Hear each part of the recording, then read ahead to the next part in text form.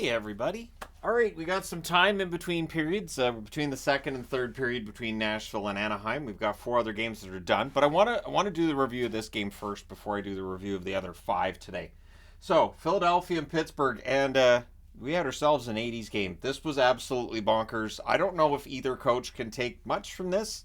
Obviously, if you're Pittsburgh, you take the 2 points, but this was not an overly pretty game.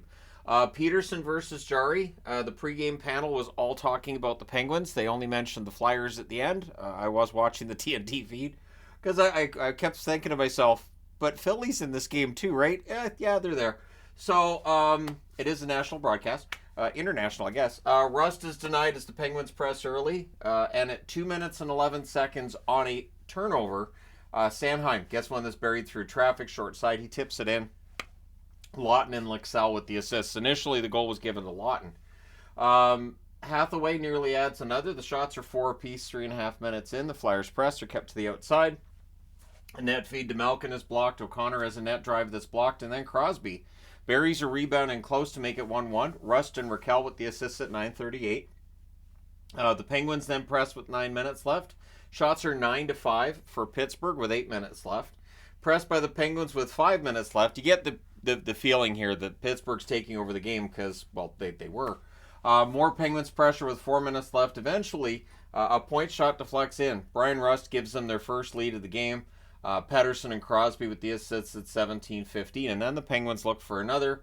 Tippett has a last-minute rush chance that's held, but it's 2-1 for Pittsburgh after 1. Second period. Flyers have a 3-on-2 that's defended, and then Forrester goes forehand, backhand, and buries in close. Tippett and Walker with the assists at 55 seconds. The Flyers then draw a power play. Does it suck? Well, it's a 4-minute power play, so it shouldn't. However, back-to-back clears. There's a shorthanded rush by Smith during the second half of that 4-minute power play, which makes it 1 minute and 38 seconds of 4-on-4. And then the Penguins will get that short power play. So the Penguins press during the 4-on-4. Everything's killed off. Penguins press again at 7.5 minutes. Smith fires one high on a rush. The Flyers, 9 shots through 30 minutes of hockey. So, not generating a lot. Only 2 shots in the second period to that point, although one of them had gone in. We get a power play for the Penguins. There's an early clear, but then, on a good cycle, Rust gets the second goal of the game, puts Pittsburgh back in the lead. Carlson and Crosby with the assists at 11:15. It goes top shelf from the high slot. Things get brawly then as Drysdale exits with 8:06 left. It looked like shoulder. Judging by the way his arm was kind of hanging there, I'm going to say it was shoulder. It was a hit. It was a clean hit. As far as I could see, clean hit in that one. Penguins do emerge from all that fracas with a power play. They score on it. It's Bemstrom with his first as a Penguin, scored on the power play from Smith and Letang at 13:38. So I guess that trade's already paying off if you're a Penguins fan. And I will say this, Emil Bemstrom definitely has some talent. Absolutely does. Penguins are in total control at this point. We get a press by the Pens with 5 minutes left. Flyers finally press. Things get pushed into jury hold. This is where I abandoned this marker because he was leaking ink like crazy. Sanheim ends up scoring from Couturier at 16:33. It's a face-off win and buried right after that hold by Jarry there.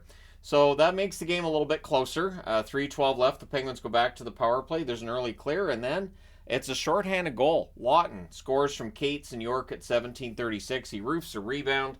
I really wish they could figure out how to make their power play work like their penalty kill generally does, although the penalty kill had a bit of a rough time today overall. They do get the shorthanded goal there. Flyers clear again. They finish the kill, and then the Flyers press in the closing seconds. So after 2 periods of play, the score's 4 apiece. Third period, Forrester gets hurt. He couldn't get to his feet. Puck hit him in the kneecap. He would come back into the game. I think he just needed to walk that off. That has to hurt anyways. So he needed some help off. He exits, but he would come back, like I said. The Flyers had the lone shot on net 3 minutes in.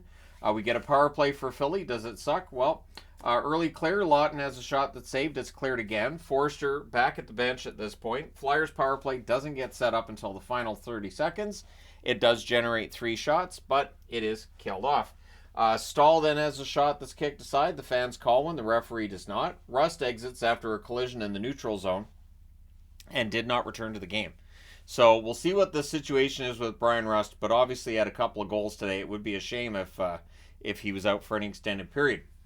Now on a turnover, Pittsburgh gets the lead back. It's O'Connor from Malkin and Pustonen at 6:41. He wires that from a sharp angle. This is where I noticed Pittsburgh was trying from sharp angles a lot on Cal Petersen.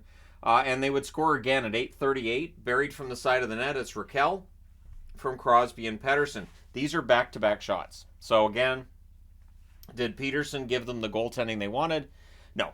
And I do think if Philadelphia is going to make a push towards a playoff spot, they may need to pick up a goaltender at the trade deadline. So that being said, teams exchange rushes, and then York goes short side on a one-timer. Lexell and Forster with the assists at 10-10. We then get a power play for Philly that to this point was 0 for 4. Things get pushy in a hole by Jari. Penguins clear. They clear again. There's a shorthanded chance for Eller. That's held onto. That power play is killed off. Carter then fires one wide on a rush. At 15-13, the Penguins, they get the lead back to 2. Letang scores from Raquel and Crosby. And so, yeah, it's a 2-goal lead, so that means an early goalie pull because you're down by 2. And then with 2.5 minutes left, it becomes a 6-on-4. During the 6-on-4, Philadelphia scores. The power play didn't suck here. Forster gets the power play goal. Couturier and Lawton with the assists. That's at 17:57. So Forster, 2 goals and a puck off the knee. Not too bad today. And then Lawton couldn't bury one. The Flyers had opportunities. They did pull the goalie, but in the end, Pittsburgh wins this one 7-6. They go to 26-21-8 on the season. For Philadelphia, 30-22-7 with the loss.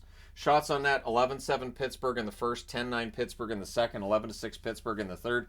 They do outshoot Philly, 32-22. Power plays, 1 for 5 for Philly, 2 for 4 for Pittsburgh. The hits, 19-18 Pittsburgh. Peterson, rough stat line, 25 saves on 32 shots, but Tristan Jarry, 16 saves on 22 shots for him. The difference being Jarry, this is not really something that indicates how his season's been going. This does indicate how things have gone for Peterson for a while now. So again, if Philadelphia is going to maintain that spot in third, if they're going to, consider what they might be able to do in the playoffs, acquiring a goaltender between now and the trade deadline, probably a good move. And of course, last night, Elliot Friedman saying that Jarry's name might be out there on the trade market, and they might look at making a move in net for Pittsburgh if they decide. I think it's if they decide they're not in the hunt, but we'll see. So let me know your thoughts in the comment section below as always. If you're a Flyers fan, is this game overly disconcerting? Again, if they just got a couple of saves, the pucks that were in tight, pucks that were from rough angles, you probably get saves from Ersson there, but Ersson can't play every game. So something's going to have to give. Or do you think, nah, we're fine, just leave it as it is. This isn't the year anyways, push it down the road. And if you're a Penguins fan, what did you think of the game? Let me know in your comments in the comment section below. Your comments in the comment section for the channel below. Don't forget to hit like and subscribe in the event that you have not done so already. Thank you guys so much for all your support as always. Happy Hockey Day in America. And this is my red shirt jersey. So if anybody's wondering, this is because the red shirts always got shot on Star Trek. That was sort of the rule. All right. Thanks again for all your support. I will talk to you guys soon enough.